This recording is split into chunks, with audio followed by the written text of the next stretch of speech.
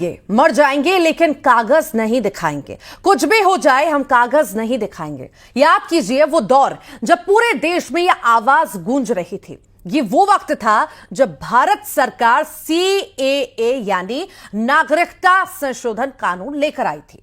उस वक्त इस कानून का ऐसा दुष्प्रचार किया गया और इसे मुसलमानों के खिलाफ साजिश बताया।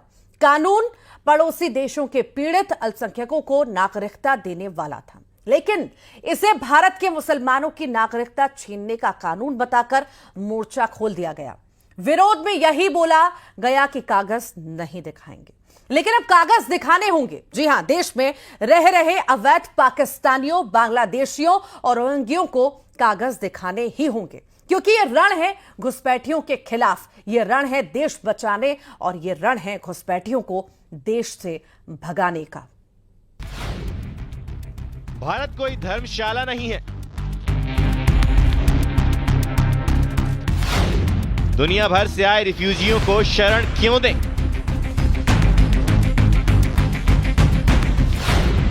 हम खुद 140 करोड़ लोगों के साथ संघर्ष कर रहे हैं। सुप्रीम कोर्ट ने यह टिप्पणी श्रीलंका के एक नागरिक की शरण की याचिका को खारिज करते हुए दी। सुप्रीम कोर्ट ने दो टूक कहा कि भारत कोई धर्मशाला नहीं है जहां हम दुनिया भर से आए विदेशी नागरिकों को जगह दे सके। एक तरफ सुप्रीम कोर्ट ने शरणार्थियों पर सख्त रुख अख्तियार करते हुए गंभीर टिप्पणी की, तो दूसरी तरफ अब भारत में अवैध तरीके से रह रहे पाकिस्तानी, बांग्लादेशी और रोहिंग्याओं के खिलाफ एक्शन तेज हो रहा है। घुसपैठियों की तलाश, उनकी जांच और उन्हें वापस उनके देश भेजने के लिए गृह विभाग ने आदेश जारी कर दिए हैं, जिसके तहत घुसपैठियों के लिए हर जिले में होल्डिंग सेंटर बनाया जाएगा। गिरफ्तारी के बाद उन्हें 30 दिनों तक इन होल्डिंग सेंटर में रखा जाएगा। वहां पर जांच के बाद उन्हें डिपोर्ट किया जाएगा। ये होल्डिंग सेंटर डिटेंशन सेंटर की तरह काम करेंगे। इसके लिए गृह विभाग ने गाइडलाइन जारी कर दी है, जिसका कलेक्टर और SP को पालन करना होगा।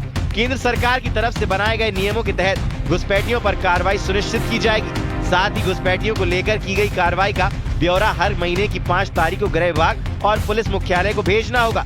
इतना ही नहीं, घुसपैठियों की गिरफ्तारी की जानकारी विदेश मंत्रालय से भी साझा की जाएगी।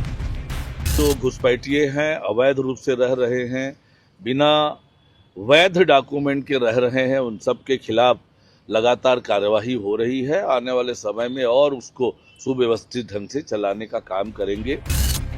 मध्य प्रदेश में भी गृह मंत्रालय के आदेश पर थाना स्तर पर हर बांग्लादेशी और म्यांमार के लोगों की जांच की जाएगी। बीजेपी विधायक रामेश्वर शर्मा के मुताबिक आंतरिक सुरक्षा के लिए दस्तावेज की जांच जरूरी है, इसलिए कागज तो दिखाने ही होंगे।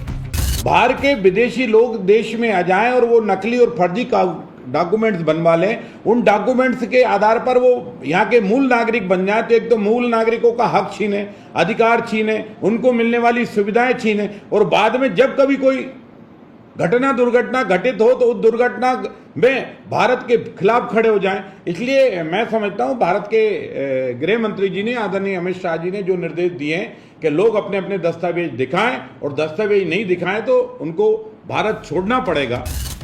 इधर उस कार्रवाई पर मुस्लिम पक्ष सवाल उठा रहा है। आरोप लगाए जा रहे हैं कि दस्तावेजों को हथियार बनाकर अल्पसंख्यकों को परेशान करने और देश से बाहर भगाने की साजिश रची जा रही है। कागज तो जब नहीं है तो पहुँचाया नहीं जाए उनको, वो तो यहीं रहेंगे।